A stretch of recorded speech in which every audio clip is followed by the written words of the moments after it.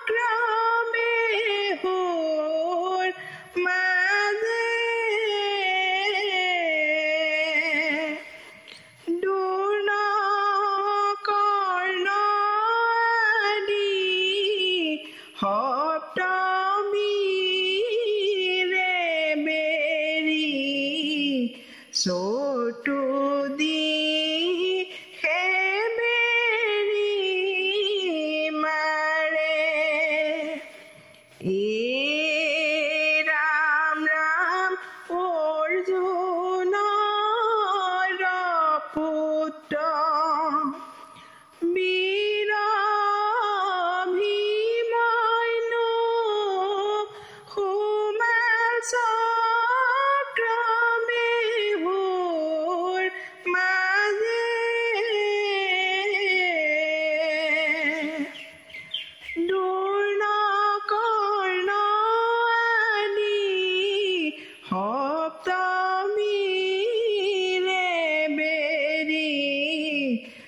চতুৰ্দি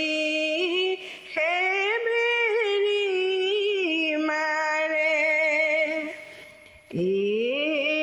ৰাম ৰাম কৃষ্ণৰ ভাগিন অৰ্জুনৰ পুত্ৰ চক্ৰমে হোৰ মাজে সোমালে ৰাজ্য ধন হেতু কৌৰৱে অভিমন্যু চলনা কৰিব ধিলে ৰাম ৰাম অৰ্জুনৰ পুত্ৰ বীৰ অভিমন্যু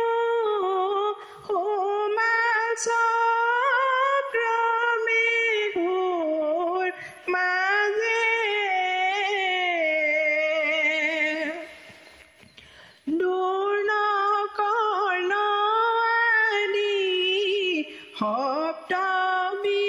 সপ্তমীৰে বেৰি চতুৰ্দি হেবেৰি মাৰে ৰাম ৰাম চক্ৰমে হোৰ কথা শুনি ধৰ্মৰাজে চিন্তিলা মনে মনে বেহুৰ ৰহস্য আগম নিগম কেৱল যোনেহে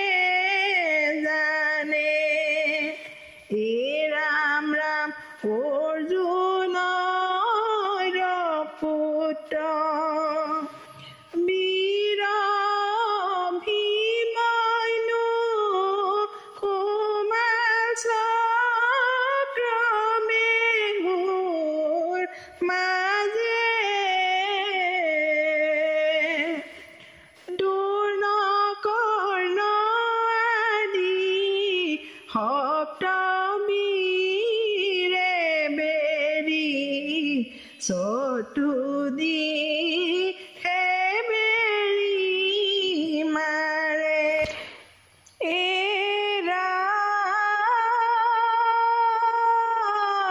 ৰাম অভিমন্যু বীৰে কান্দে অ মোৰ পিতা কৈত গলা জ্যেষ্ঠ পিতা প্ৰাণ মোৰ যায় মতবীৰে আগুৰিছে নোৱাৰো যাব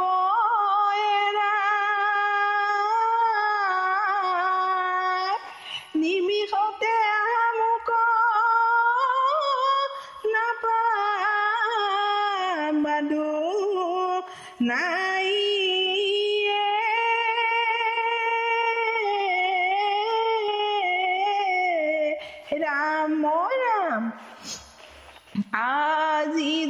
জয়দত বেহুৰ ৰখিয়া সোমাব নিদিলে ভীম এদিনৰ কাৰণে ভীম পৰাজয় হ'ল কৰ্ণই কৈছিলে ভীম আজি জয়দত বেহুৰ ৰখিয়া সোমাব নিদিলে ভীম এদিনৰ কাৰণে ভীম পৰাজয় হ'ল কৰ্ণই কৈছিলে ভীম ৰাম ৰাম অভিমন্যু বীৰে প্ৰৱেশ কৰিলে নাজানে ৰহস্য বেহুৰ মাটিৰ গৰ্ভতে অধসুনা হেতু নাজানিলে উপায় তাৰ ৰাম ৰাম আজি জয়দত বেহুৰ ৰখিয়া সোমাব নিদিলে ভীম এদিনৰ কাৰণে ভীম পৰাজয় হ'ল কৰ্ণই কৈছিলে ভীম ৰাম ৰাম সপ্ত বীৰে আহি চক্ৰ বেহুৰ মাজে অভিমন্যুক বেৰি ধৰিলে হে কৃষ্ণ মামা ৰক্ষা কৰা বুলি অভিমন্যুৱে কান্দিলে ৰাম ৰাম আজি জয়দত বেহুৰ ৰখিয়া সোমাব নিদিলে ভীম এদিনৰ কাৰণে ভীম পৰাজয় হ'ল কৰ্ণই কৈছিলে ভীম অভিমন্যু বীৰে কান্দে বেহুৰ ভিতৰে সপ্তৰথী বেৰি মাৰে হয় নাই অসমৰে ৰাম ৰাম অভিমন্যু বীৰে কান্দে বেহুৰ ভিতৰে সপ্তৰথী বেৰি মাৰে হয় নাই অসমৰে ৰাম ৰাম কত গলা মামা মোৰ পিতা ধনঞ্জয় অন্যায় অসমৰে মোৰ নৰহে জীৱন ৰাম ৰাম অভিমন্যু বীৰে কান্দে বেহুৰ ভিতৰে সপ্তৰথী বেৰি মাৰে অন্যায় অসমৰে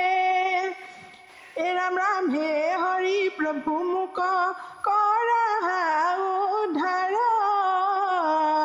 কৌৰৱগণে বেহুৰ মাজে কৰিছে প্ৰহাৰ ৰাম ৰাম অভিমন্যু বীৰে কান্দে বেহুৰ ভিতৰে সপ্তৰথী বেৰি মাৰে অন্যায় অসমৰে কৃষ্ণ